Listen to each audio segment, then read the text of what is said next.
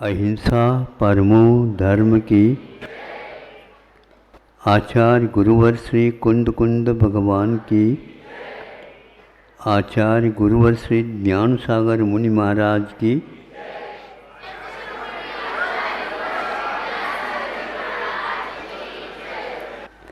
चर्चा के दौरान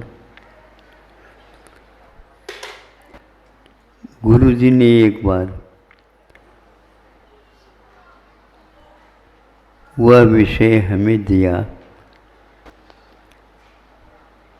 जो सबको भी मिल सकता है, वो ऐसी बात नहीं, किंतु आस्था से जब हम उसको जोड़ते हैं तो रास्ता बहुत स्पष्ट होता चला जाता है। नहीं तो वह सब विषय एक प्रकार से नाश्ता बन जाता। आप आस्था से यदि जोड़ते हो अवश्य ही सफलता प्राप्त होगी।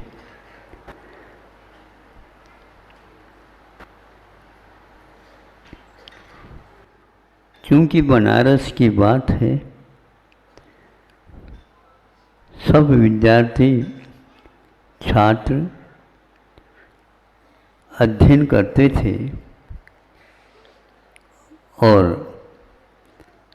रात में वैसे ही एकांत हो जाता है, सब लोग शयन कर जाते हैं, तो विद्यार्थियों के लिए बहुत सुविधा मिलती। अध्ययन करके विद्यार्थी छात्र आए, सो गए।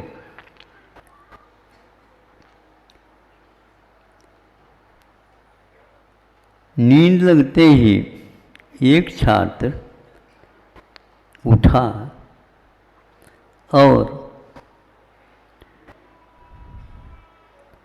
गंगा में वैसे ही जैसे सामने कोई मंत्र विद्या सिद्ध हो, ऐसे व्यक्ति के समान वह भीतर प्रवेश करके उस पार जाने के लिए उद्यमशील हुआ। और वह पुनः वहाँ पर जा कर के लौट करके आया और शयन कक्ष में वह पुनः सो गया। वैसे तैरना नहीं जानता था और गंगा से इस ओर से उस ओर तक पहुँचना ये कैसा। तो वह पूरे उसके वस्त्र गीले हो गए। सुबह उठ करके वह देखता है, विस्मित होता है कि मेरे पूरे के पूरे वस्त्र गीले क्यों। यह क्रम 2-3 दिन चला। दूसरे छात्र को उसने बताया कि ऐसा हो रहा है, देखेंगे क्या हो रहा है। वह छात्र भी बैठा रहा है कि कब जाता है, कहाँ जाता है देखने के लिए। तो 12 बजे वो पुनः उठा और नदी में, गंगा जी में पहुँच गया।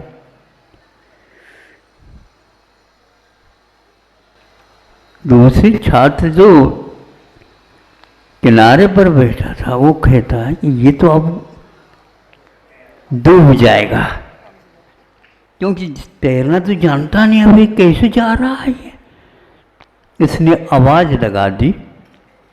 योग की बात है, उसका निद्रा भंग हो गई और वो डूब गया। अब हमें अपनी आस्था के नेत्र खोलने चाहिए। सामने सामने जो दिख रहा है गलत तो नहीं हो सकता, फिर भी हम उसको स्वीकार कैसे करें। यदि भूत लगता है, देव का प्रभाव होता है, तो डूबता नहीं, तो पार होकर के आ जाता। 2-3 दिन यह आता गया जाता गया, उस समय क्यों नहीं डूबा, आज क्यों डूबा? ज्ञात हुआ बाद में निद्रा में ऐसे कार्य हो सकते हैं। तो निद्रा भी अच्छा है, जागने के अपेक्षा से निद्रा भी अच्छा है, ऐसा कार्य हो सकता है। जो जागता है स्वयं भी पार होता है और दूसरों को भी पार लगा सकता है। इसलिए हमें जागृति देवता की सेवा, वैयावृत्ति और उसके चरण सानिध्य हमेशा हमेशा प्राप्त कर लेना चाहिए। और दूसरे कोई व्यक्ति होते इसके बारे में यही सोचते ये सब देवों के करामात हैं। अब विज्ञान क्या इसके बारे में सोचेगा, ये प्रश्न है। कुछ ऐसे प्रश्न, शंकाएं हैं, विज्ञान ने बांध बूंद करके रखा और उसके लिए घोषित कर दिया ये मनगढ़ंत है।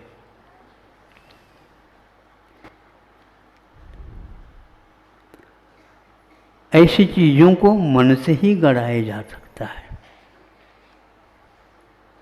मनगढ़ंत का अर्थ रूढ़ि नहीं, मनगढ़ंत का अर्थ वस्तु स्थिति से दूर हो, ऐसा नहीं। इतना ही मैं बार बार पूछता रहता हूँ, यदि ये दर्शन का विषय है, ये पौराणिक है या और गुरुओं के द्वारा बताया हुआ है, इसके पीछे कोई शोध प्रबंध आदि आदि नहीं हुआ, मंथन और आलोड़न आदि कुछ नहीं हुआ,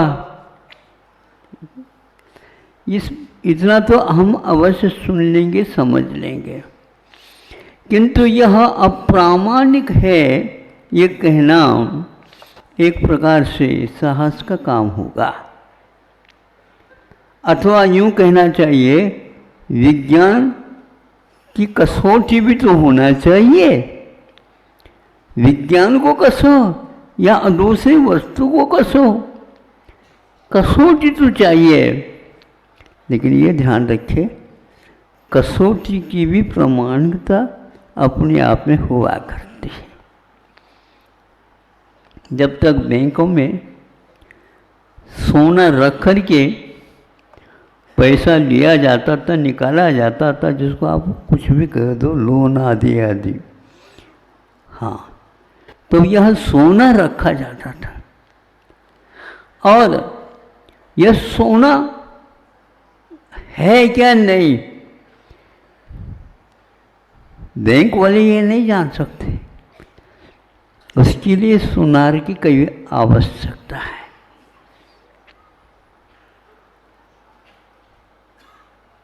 और वो बैंक वाले इस कसौटी के पाषाण को कस करके देखते ये सोना है क्या नहीं। क्योंकि वैज्ञानिक होगा दूसरे विषय में, किंतु स्वर्ण पहचान के क्षेत्र में उसका कोई भी पहुंच ही नहीं है। और जब कसौटी की लकीर को देखते हैं, सोनार वहीं पर बैठा है और वो कहता है इस लकीर को थोड़ा सा इधर से और थोड़े से विशेष रूप से खींचो तो बात अलग बनेगी। जब खींचा तो वह अलग और गुणवत्ता को लेकर के शुद्ध हुआ। सामने वाला बैठा है वैज्ञानिक, ये आपने कैसे करा? अभी कुछ नहीं। हम प्राय करके जागृत अवस्था में कम काम करते हैं और सोते सोते बहुत काम कर जाते। देखा देखी जिसको बोलते, देखा मैंने देख लिया। अब देखी का अर्थ क्या होता है? बोलो। ये उसके साथ देखा का समर्थन करने वाला देखी है। बेस नहीं है तो बेसमेंट बनाना पड़ेंगे ना, क्या बात हो गई?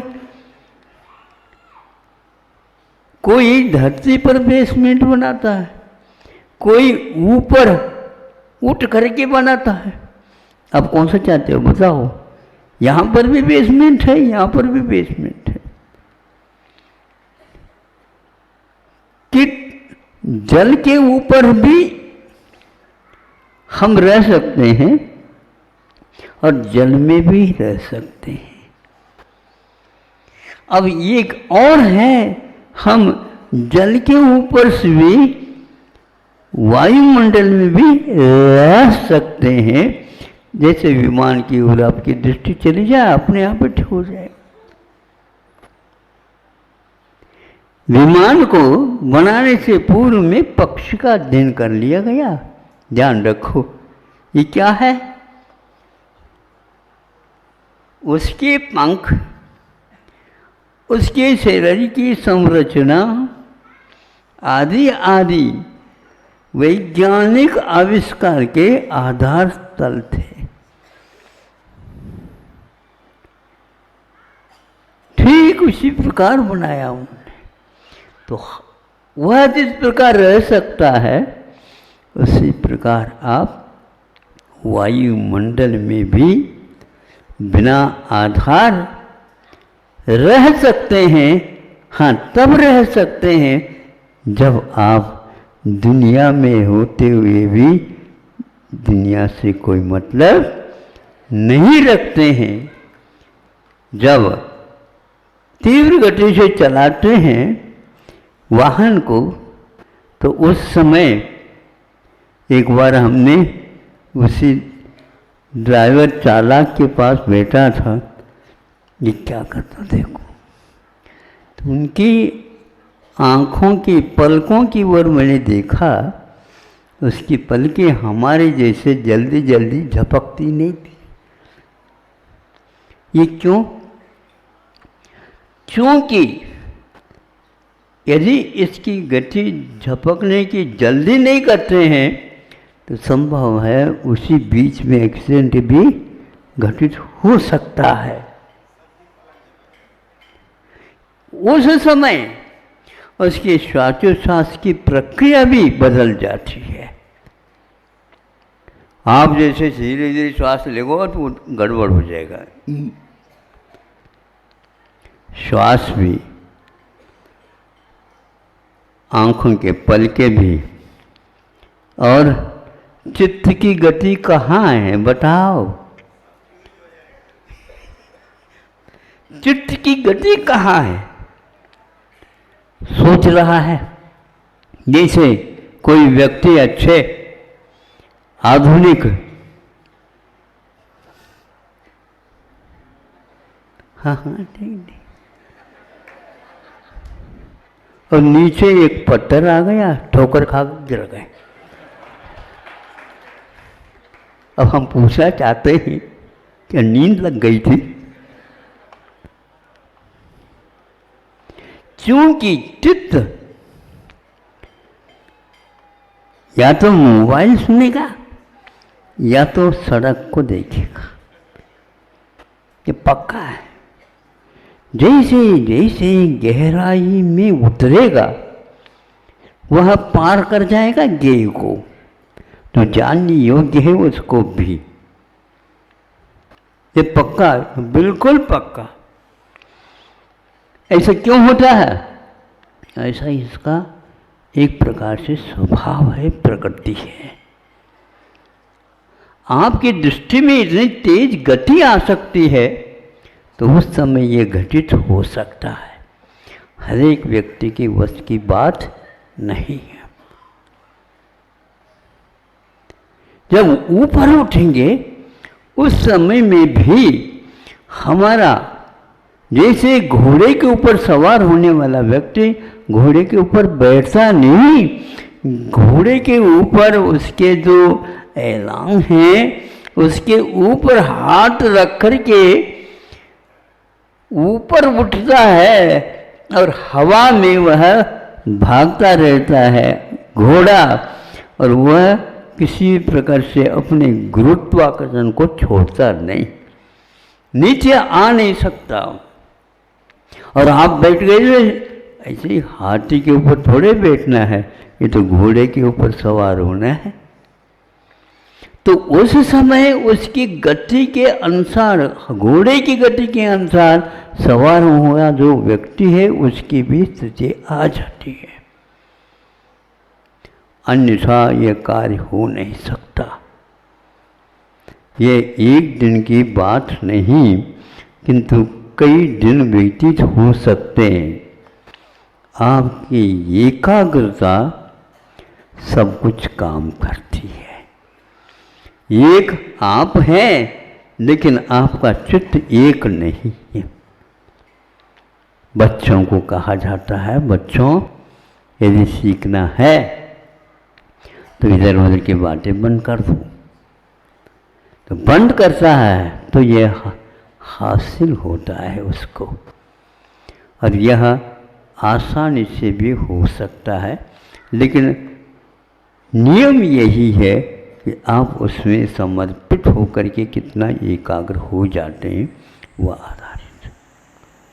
तो आज वह सोने का ज्ञान जब वहीं पर बैठा था, सुनार हुआ कहता है हमारे हाथ में दे दो, और जो लकीर के माध्यम से उसने सोना है, लेकिन कितना है अनुपात से उसको भी बता सकता है। और अंजलि में उस सोने के बिस्किट को लिया, यूं यूं कर रहा है। ये क्या है? हाथ में तराजू है। तराजू को तो हम सुनते थे 2 पाल्टी चाहिए। लोकतंत्र को चुनने के लिए कम से कम भी 2 पार्टी चाहिए। तो तराजू में एक ही पार्टी कैसे तोला जा सकता? ये देखो सुनार के हाथ में एक ही पार्टी है, और वह यूं यूं कर दिया, इसमें 5 तोला सोना है।